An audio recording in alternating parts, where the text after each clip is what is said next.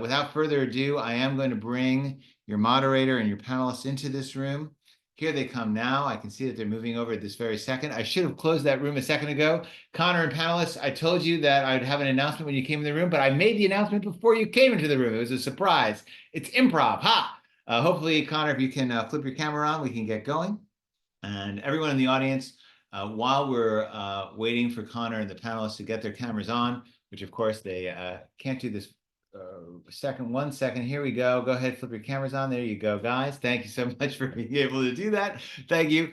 I did want to remind everyone in the audience, if you have questions for the panelists and for the and also for the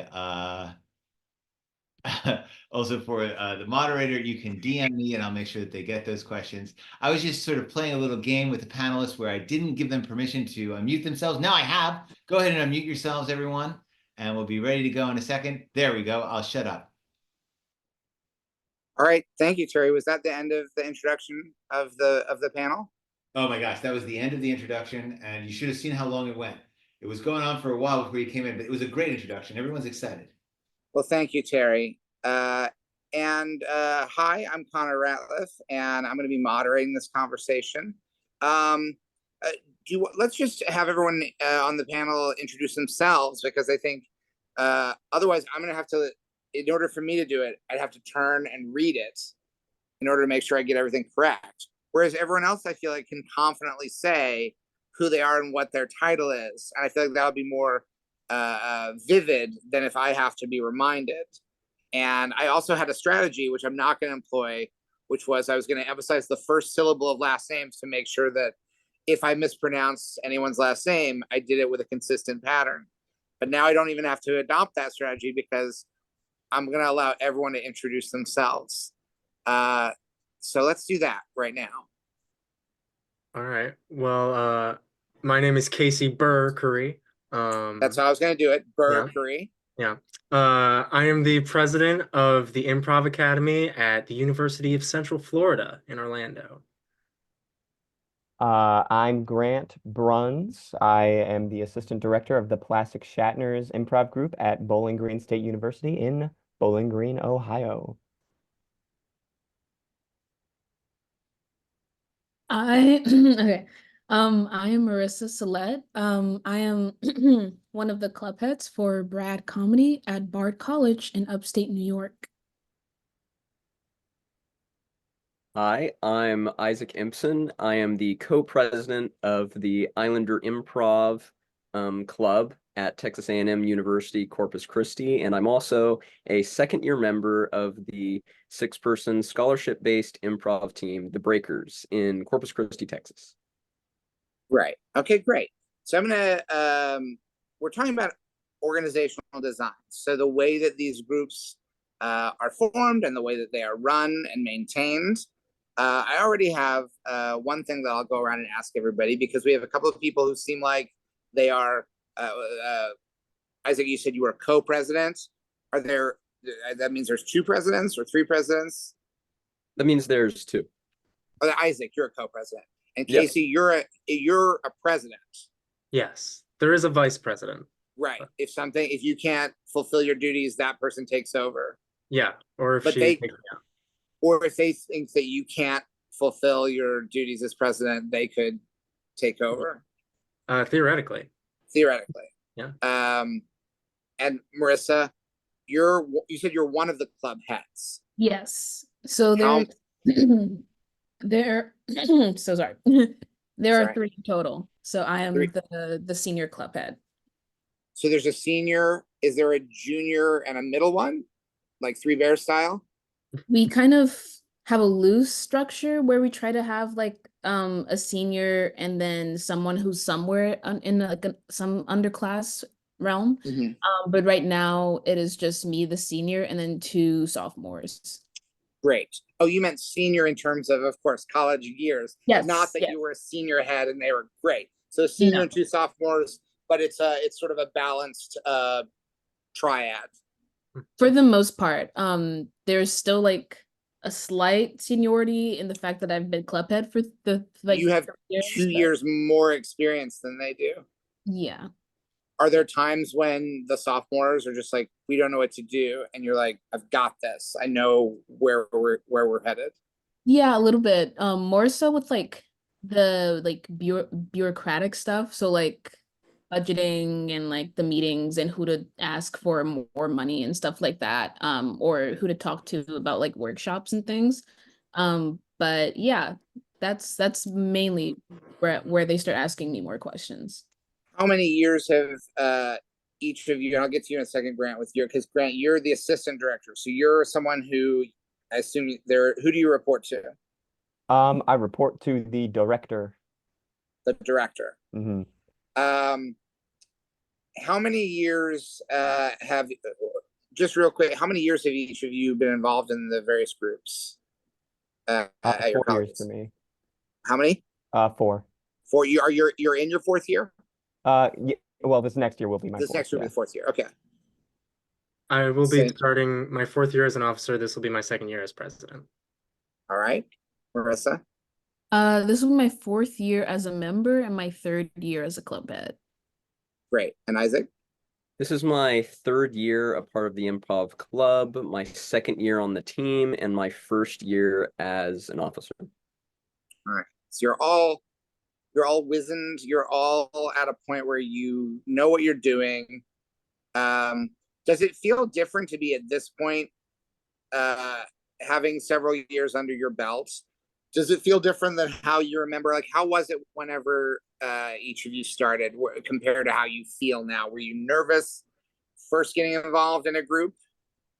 I remember definitely being very nervous. I had a lot of like kind of imposter syndrome where I was like, man, I don't know if I'm good at this, especially in the start, like with improv, when a scene goes bad, it feels like the worst thing in the world sometimes, especially when you're starting out.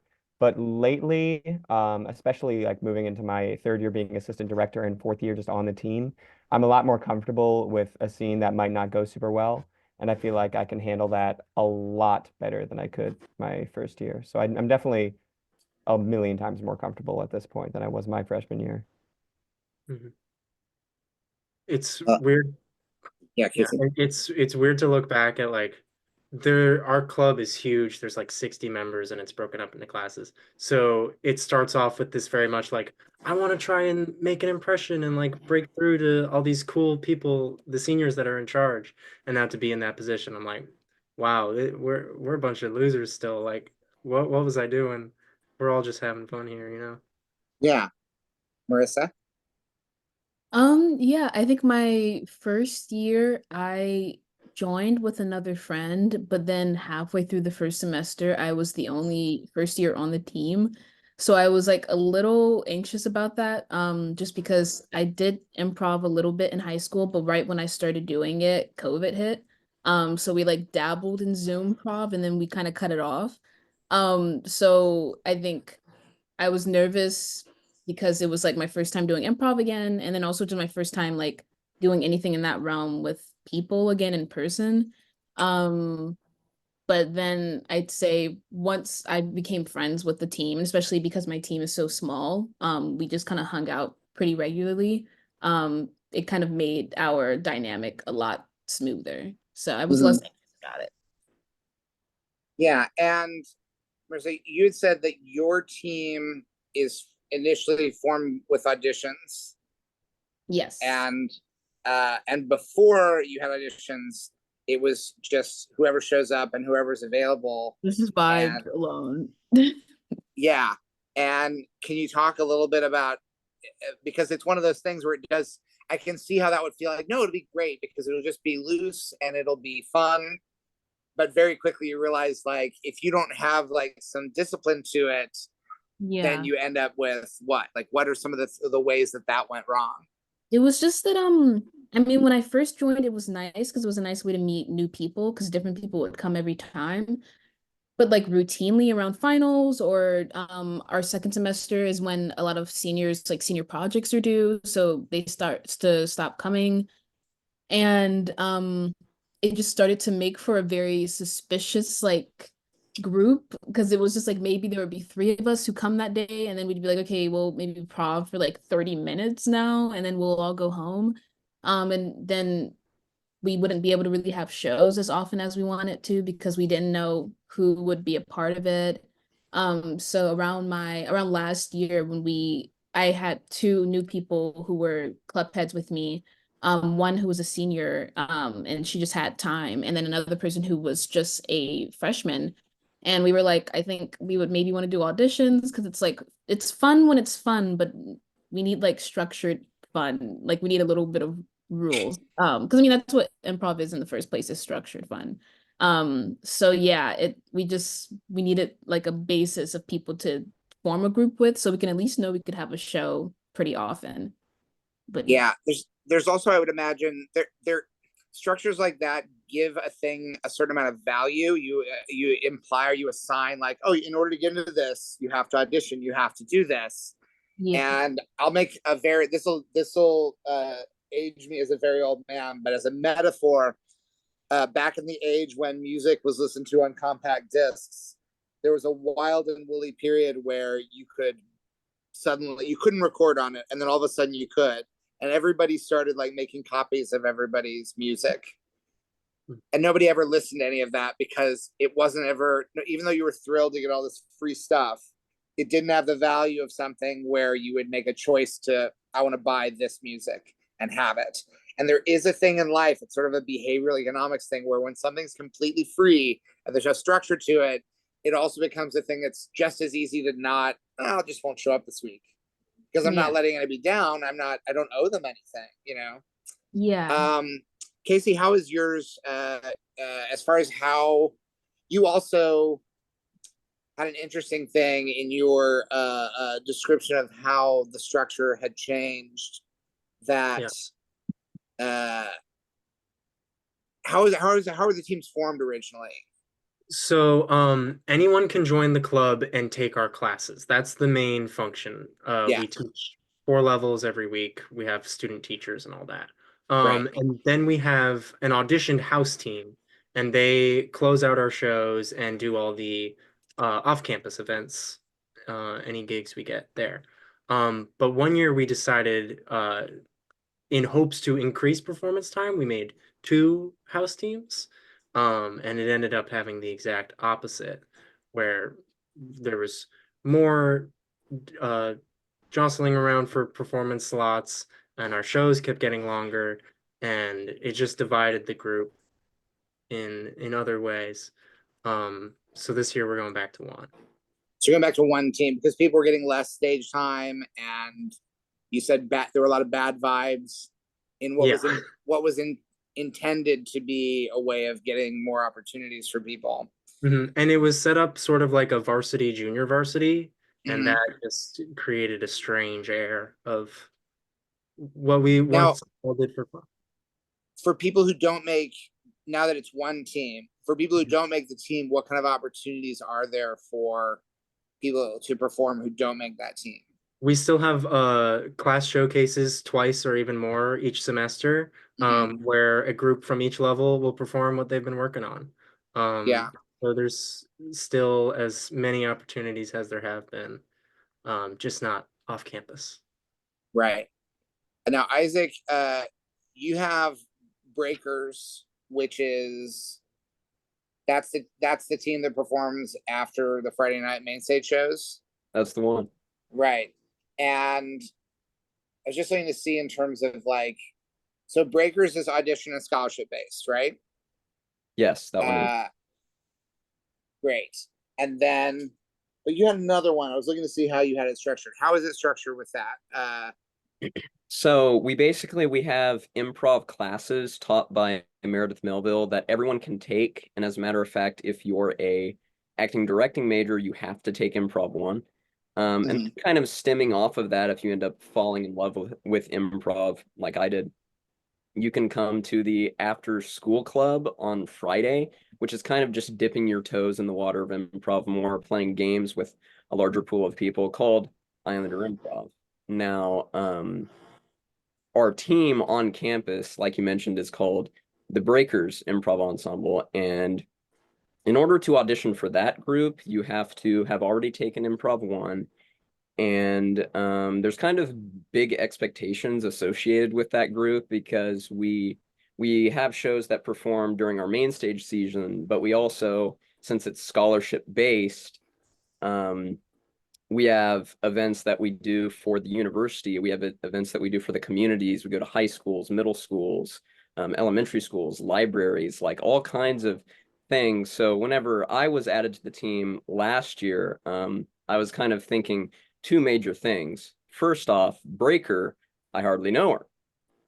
And second of all, there are kind of big expectations associated with this group. So kind of like what Grant was saying, there was kind of like this imposter syndrome, like, oh, are these new members going to live up to the old team? Like, is it going to be, is it still going to be funny? Like, is it going to be good for the community? And every team has been different. It's been 6 members every time, but it's really been great, and people have loved it. And I've kind of gauged it off of, are people like enjoying it? Are they loving it? Great. I'm loving it. I'm having a great time.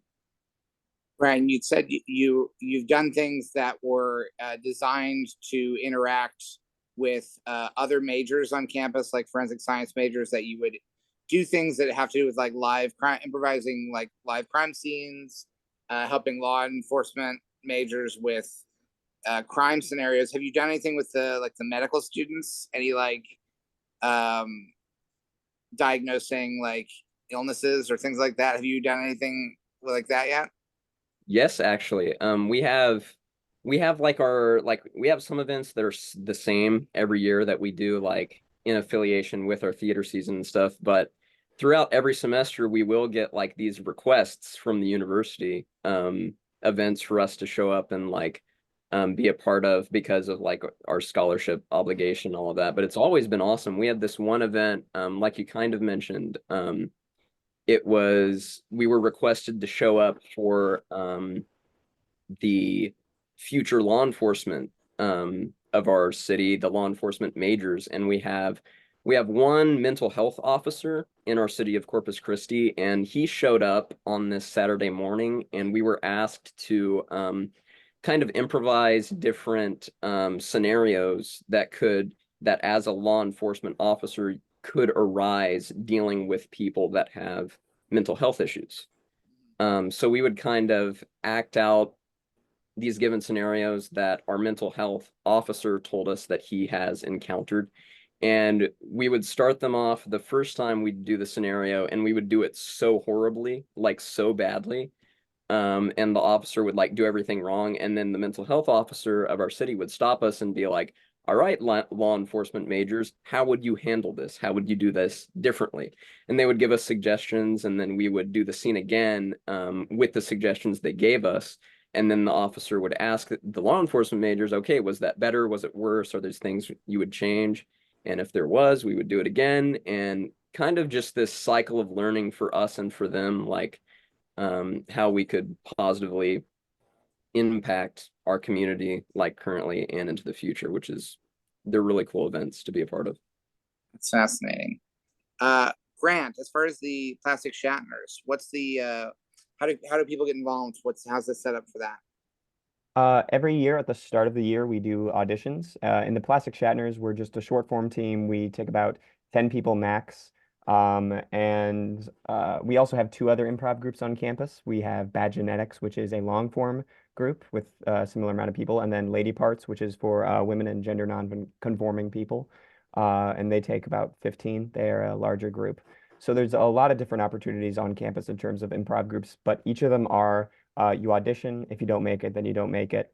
However, to kind of help that, we also do open practices sometimes where people want to either just sit in or participate and watch and stuff.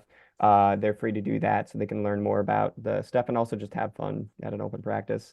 And then we also do a couple workshops at the beginning of the year. So people that don't have any experience with improv but want to have a better chance during the auditions can learn at least some of the fundamentals and the basics so that they can make it into one of the teams ideally. So we try our best to make it as inviting to people that have never tried it before ever. But we do require that everybody passes an audition to get onto a certain team. Yeah. Now, and this will be a question for all of you generally in terms of for each of the groups that have like a certain number. Do all the groups have like a set number that's like you said, 10 for the Shatners? Is there like a core number, or is it flexible? Does it ever go up and down by 1 or 2 people in the course of a year? I'm just wondering, like, is it a case of if someone for any reason decides I can't do this for the rest of the year, does that mean a spot opens up, or does that mean like no, now we're locked at 9 until the next round? How does it work for each of these? Well, one thing that's happened in the past is we do have a set number for the house team. It's 6 with 2 alternates. But people will drop out. And the house teams were made under the previous administration at the end of the year. So we never sort of had a way of like bringing in a new member, and it would just have an empty slot for the whole year. And it would drive me crazy. So we're trying to tackle that. Now, it would seem like with alternates, you already have a system where it would be easy to add an alternate and then pop a new alternate in without being like super disruptive to. This was also during the year when it was 2 separate house teams, so we didn't have alternates. Right. Other teams were alternates. It was a whole. Yeah. Marissa, how is it with yours? Well, the first 2 years I was a part of Brad, we didn't have a set number since it was kind of come as you want. This past year our set number was 12. In the second semester we had some people drop just because I had to leave halfway through to do a semester abroad, and then so we had maybe 2 people who were seniors who had to drop to finish up their senior projects. And then it just kind of stays at the lower number because it kind of routinely happens around like April of the second semester. Right. And Isaac, as far as numbers for you? Numbers really fluctuate in our club. I'd say we have at least like 12 to 20 show up every week, and a lot of the time it's different people. But for our team, the university gives our sponsor and Professor Meredith, they give her $20,000 every year to kind of foster our Breakers Improv team. So that means it's 6 members every year. It's always been 6 members, and it's the same 6 members because we each get that $4,000 from the university to be a part of this team and do these required events. So in my experience, while I've been on the team and while I've been at the school, I've never seen anyone like drop from the team just because we've signed those contracts and we understand like they're paying us. There's kind of this big expectation to be sort of this pillar for the community if we're accepting this position. But yeah, it's mainly strictly 6 every year, but we're all super happy to be there, and it's always that 6 until the next year rolls around. People graduate, Meredith holds audition again, and we get new members. It's interesting because I don't have all of my experience in college and university was always theater based. I never did any improv in college, and I don't recall there even being any at that time, which is a long time ago, any formalized opportunity for that. It was always a thing where it's like, you just got to go to a big city if you want to do improv. And it's really been a thing that's been fascinating to see grow over the past like 15 or 20 years, really like exploding. But what I can speak to is, as someone who sort of discovered this in the New York scene, what you all are describing in the college situation, it sort of mirrors how it happens out beyond college in the cities, which is there's X number of demand of people who want to do improv, and a healthy situation allows that balance between opportunities for people who are really great at it, who really want to put in the time, but also you need to have places where people who really want to do it, who maybe aren't great at it, but they really, if they don't get that release of it, you start to get like a bitterness in the scene. So you kind of to me it always when I was sort of looking around at the New York City improv scene, I was like, oh, there's lots of different theaters here, and at every theater you could find great improvisers, but at some theaters you you could throw a dart at the schedule and whatever you see would be great. At other theaters, you would go and they'll be like, well, if you go on a Tuesday night to this theater, you probably won't necessarily see something great. But it was really, I always found vital for there to be as much opportunity for people who want to improvise to get a chance to improvise. And so I would imagine in the college scene that is what you're all describing sounds to me like there are these pressure valves that build up that you can't just have it be a free for all of like anybody who wants to shows up and does this. You have to be able to set up some sort of hierarchy that involves a lot of opportunity. But then there's also the thing of when you set up a JV and a varsity that you can almost like, oh, this is too structured because now the opportunities are outweighing the balance in some ways. So it's a very tricky thing. It's interesting to hear. I'm curious for all four of you at this point where we are now in heading into the fall of 2024. What are one or two of the main things that you would like to see change within the way that it's organized? Like things that you're like, this is frustrating. We need to figure out. And it can be something where you have an idea of this is what needs to happen. It could also be something where you're like, I'm not sure what we need to do, but this is a problem that we need to figure out. Just in terms of the way that your groups are structured and the way that people the way that opportunities and possibilities are balanced. For us, I remember a year ago, we had a thing where people on the troupe that weren't the director and the assistant director wanted more opportunities. They wanted to be more involved in improv because aside from the director and assistant director at that point, the responsibilities of the rest of the troupe were mainly to just show up and market on occasion. But we had a good amount of people that wanted to put in more to the team. So we ended up adding roles. We added a photographer and a social media person, and those roles worked out pretty well last year. But going into this year, I think we need to establish something more for those roles because photographer and social media chair did what they were asked, and it definitely helped take a good amount of load off. But this year, the director and I have a lot more plans. That would be really great if our photographer and social media chair helped out even more for, maybe just more posts per week assigned to them or something like that. So we're working on like the actual like kind of governmental structure of it to ensure that we can be as like marketed and we can fill up seats and stuff, and that'll be ideal because we do a big show called Falcon Fuse, and that's really important to do. It's a bunch of different teams from Ohio come in and have a blast, and we do that like the weekend before Thanksgiving or something, and it's a lot of fun. Is there like prior to having a photographer and a social media person, it was just you and the director who were doing those jobs? Yeah. The assistant director, it was kind of just the assistant director would focus on the photography aspect and then also run the social media, and the director would help out when possible, but it was under the assistant director to. Are there other roles that are either things that you're doing that could siphon off and become its own individual job, or things that you're not doing that you're like, I don't do this and we need someone who can do this?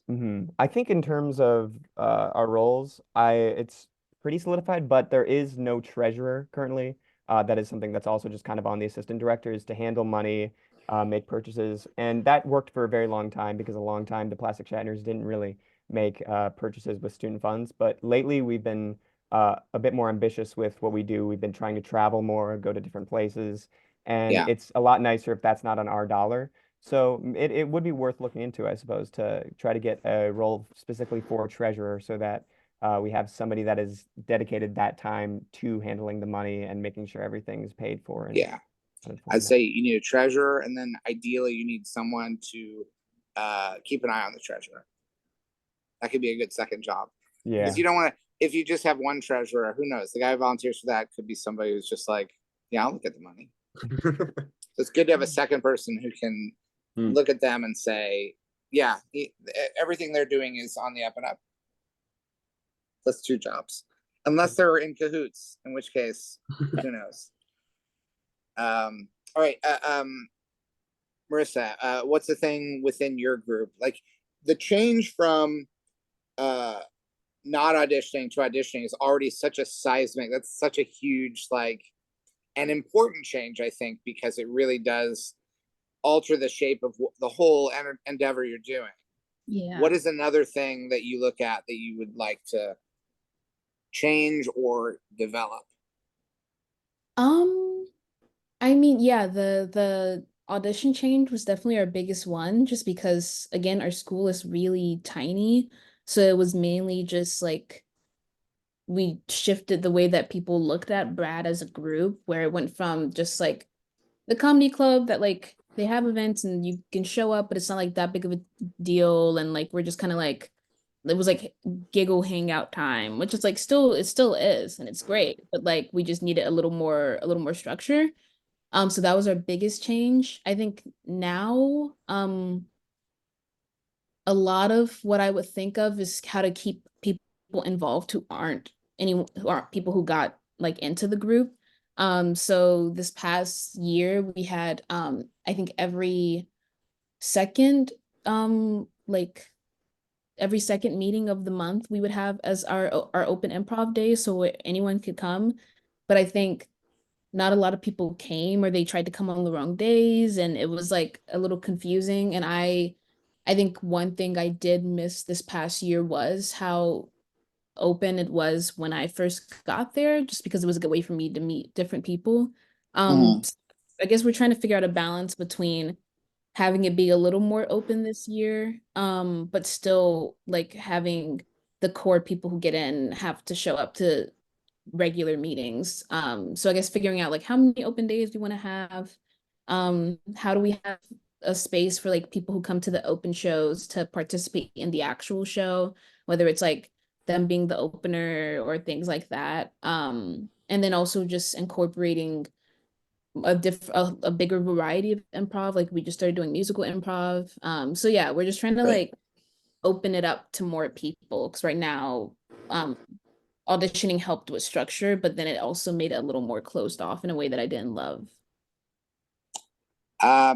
And how do you get, this is a side question, at Bard, how do you get your audiences? It's a big like just go around and talk thing, because we really only have like just under 2,000 people. And since there are so many different people in each grade in our group, I'm saying so many, we have 12, but like we spread it out between the all of the grades. So even just like word of mouth usually does pretty good. But then we have our social media, and then we all kind of like promote on our social medias. And then Bard's a big poster school. So we just like print out and have posters everywhere. And then a lot of us are also club heads for other clubs. So then That's good. So you can network within the club structure. Yeah. The reason I have specifically, Terry and I had done a couple of shows at Bard over the years, and one time it was in is that the barn? Is that big like? Is it the big red building? It's inside. Everything's painted black. But it was a big sort of structure. Oh, is it inside everything's painted black? Is it not our black box? Is it the old gym? Yes, I think it was the old gym. Yeah. Yes, that is where we have most of our shows. It is just a gym that it's a great space for improv. But then another time Terry and I did a show and that building wasn't available, and we did it outside. In the tents. That was my first improv show. And I remember you guys coming, and I was like, I think we named it Joe Biden's sock, and it was our first show. Yes. I just remember there was no one at the show, but then there were some people over the hill. And we walked over the hill and basically said like, hey, do you want to come see a free show? And everyone walked over the hill. And we had like tiny little flyers that just had a picture of a sock on it, and then like come to the tent, and it had the number, and it said Brad Comedy. Floodlights. It was like pitch black except where it wasn't. And then it was just these like, it was a really special experience. Yes. But those are the shows I remember that show a lot better than I remember a lot of shows that were done in very comfortable circumstances. Yeah. So Casey, back to the same question in terms of things that you'd like to change in the coming year, possible. You had written about how a lot of the way things happen is sort of the decisions of the previous year dictate how this year is done. So it's sort of like, does that make it so the decisions you make will affect the next year more than they will affect the immediate circumstance? Yes, it does. I think for better and worse, I think work out that way. Because well, to say what I'm looking to change this year is I'm hoping to do a lot more shows. We only do 2 a semester, and trying to cram all of our levels and all of our teams in just 2 shows. It makes them very long shows.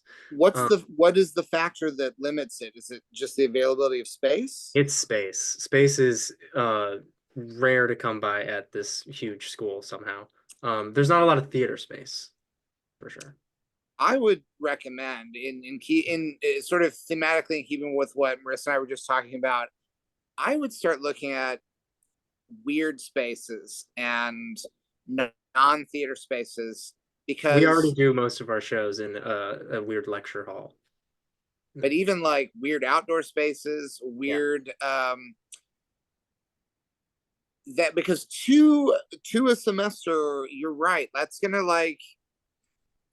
mean that there's improv, I find, is one of those art forms where you know, compared to almost anything else, someone's first improv show they see, there's a high percentage chance that it might be that you're not seeing people who figured out how to do improv yet, that you're watching people learn how to do it, which if that was the case with like musical performances, there'd be a lot of people just like, yeah, I don't like music, because you don't want to, nobody wants to listen to someone learn how to play the violin.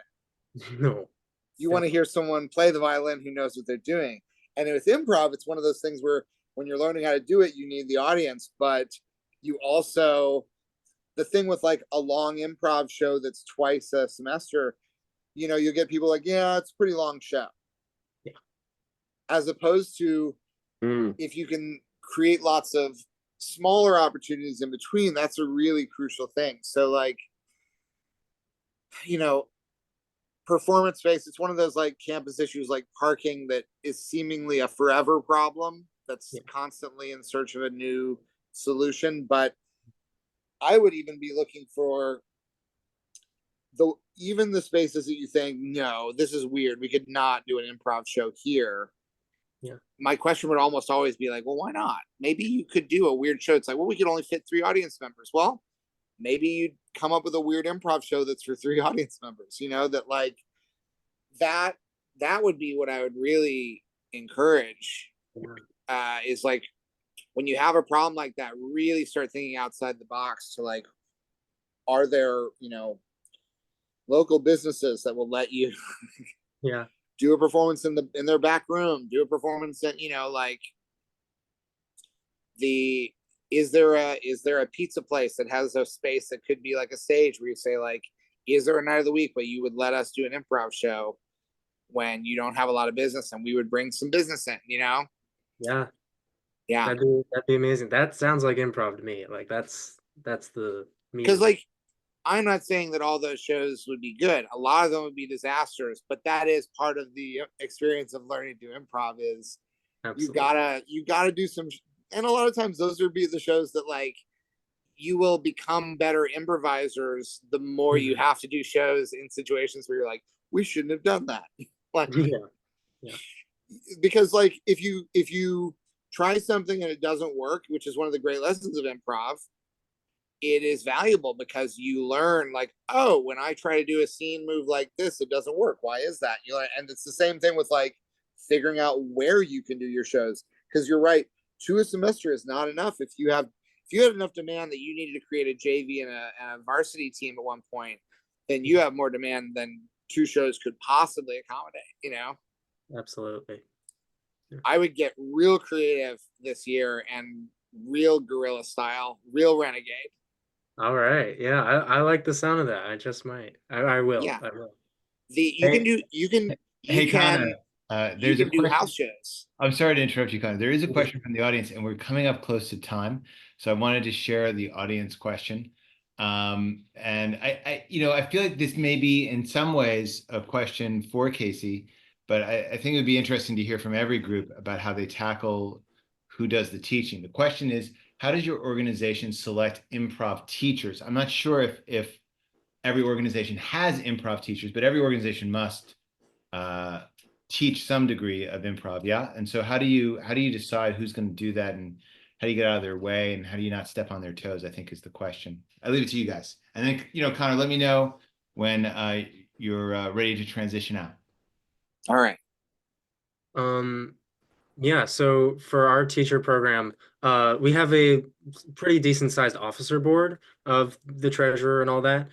So what happens is potential teachers will send in their resumes. They have to have completed our program. Send in their resumes, answer a few questions about their teaching style, and then the officers simply sort through the applicants and see who would be a best fit. It's helpful because they've gone through our program, so we know them. We sort of know if they would be well suited to teaching or not. But yeah, once that happens, they're off on their own. We have a set curriculum of what forms we're going to learn and what skills to teach at basic levels. But once it starts getting up there, it's really up to the teacher's discretion of what to do. And me personally, I've been teaching now at the club longer than I've been performing, so I'm hoping to get back into performing this year for my last year. But teaching's a lot of fun. All right. Isaac? Yeah, thanks for the question. I think I can answer this and kind of loop back around to Connor's question a little while ago as Great. well.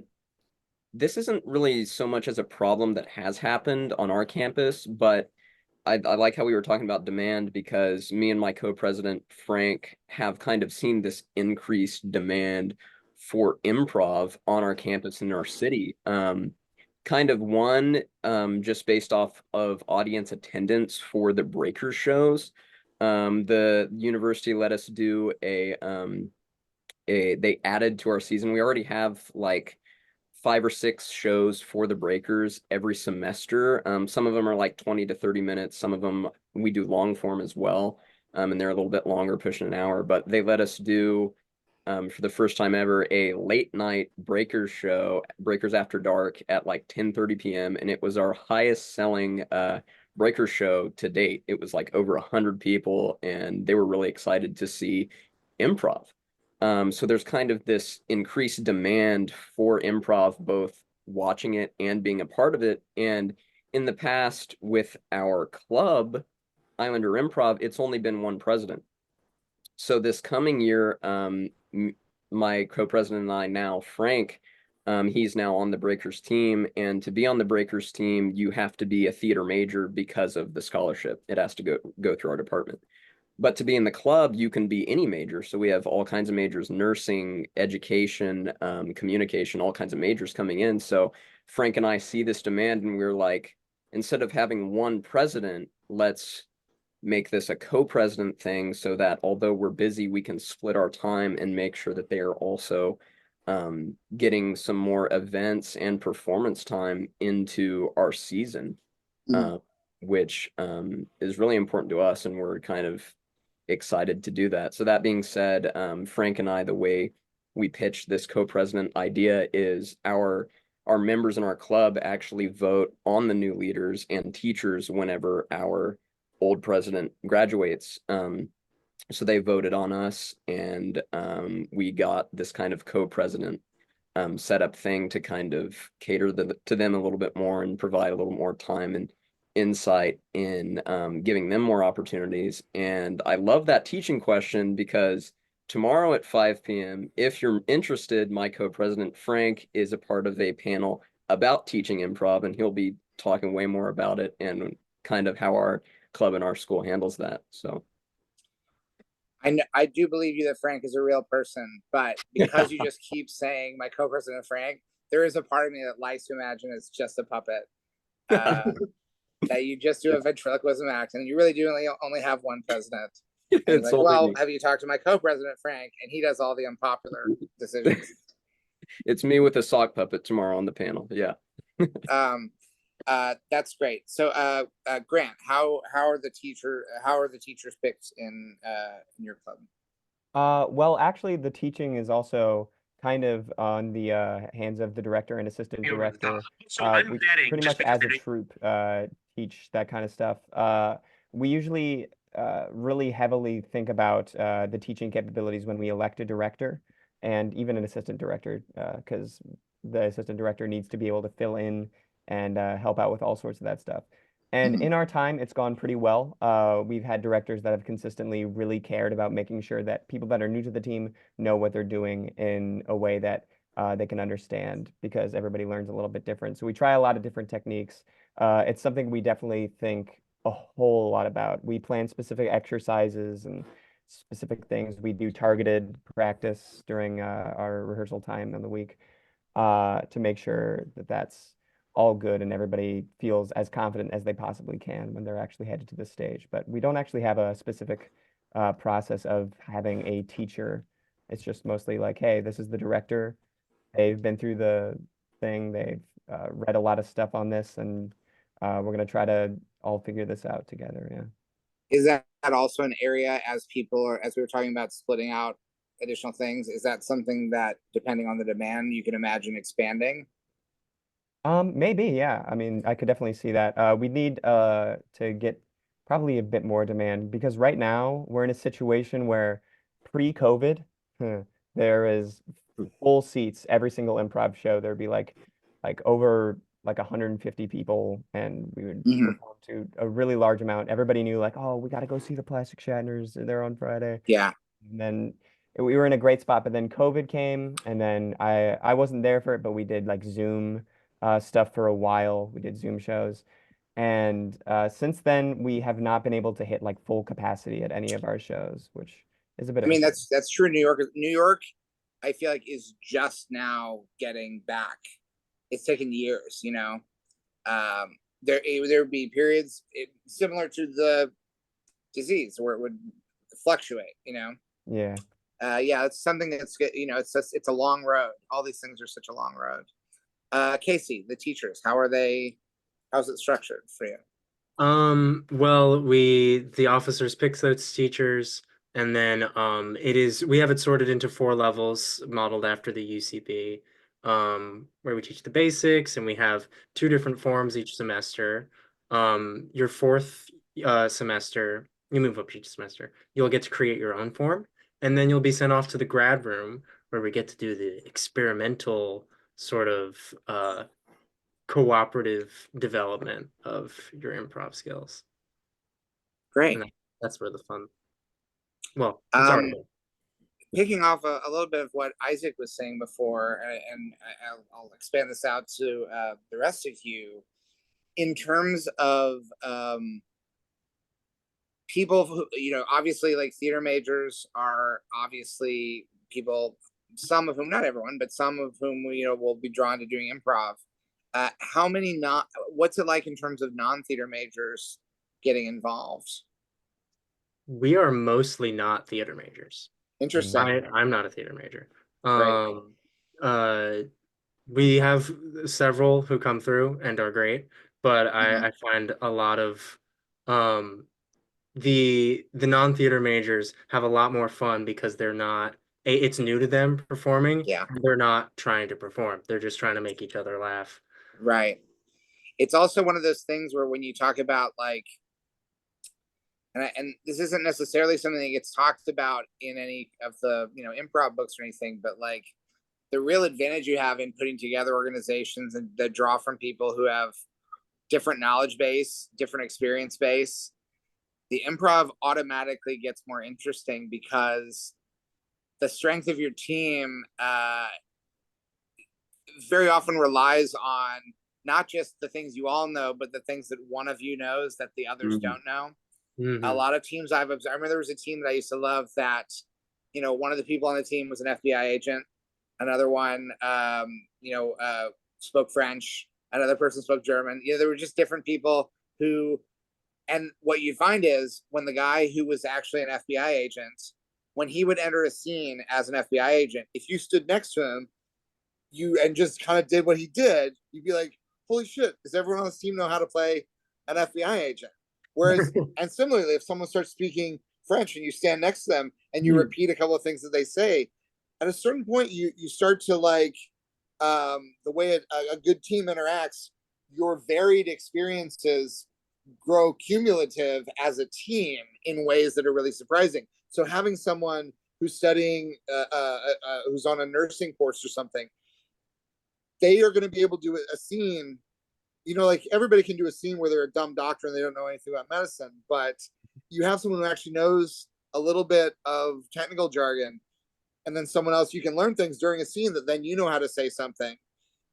It really does make I can't emphasize it enough how much, like, when you have an improv team of people who have a really varied set of knowledge and different perspectives, you know, it makes the improv gets more specific in ways that are really interesting. And it's really, there's no better sort of place to do that than on a college campus, because like the more you can pull people in who are like, oh, I'm not a performer, but it's like, yeah, try this. You might actually be really good at it because you don't give a shit about what people think of your acting, you know? Terry, are there any other questions from the audience is silent. We have done it. silent? We have had our panel conversation. I thought it was wonderful. I'm going to open up the breakout room for you, Connor, and for the other panelists. I do want to say thank you to Casey, Marissa, Grant, Isaac, and of course, Connor, for holding this conversation. I thought it was a really fantastic and interesting conversation. And you guys had me laughing a lot. You know, and I was surprised. I laughed at a bunch of the puns. The puns got me. I'm not normally a person who puns will get, but they did today. Good work, everybody. So yeah, if the people involved in oh, sorry, ahead, Connor, what's that? I said thank you, Terry. Yeah, thank you for putting this on. Yeah, thank you. Thanks so much. Oh, I thought you were saying thank you for saying I laughed at puns. Somebody has to. Excessive. But hey, guys, jump into that breakout room. Most of the people here love the soft jazz music I was playing at the top. I know they want me to get that back on, so I'm going to do that as you exit, and then I'll come say hi to you on your way out. Everyone else, thank you so much for coming. And remember, there are many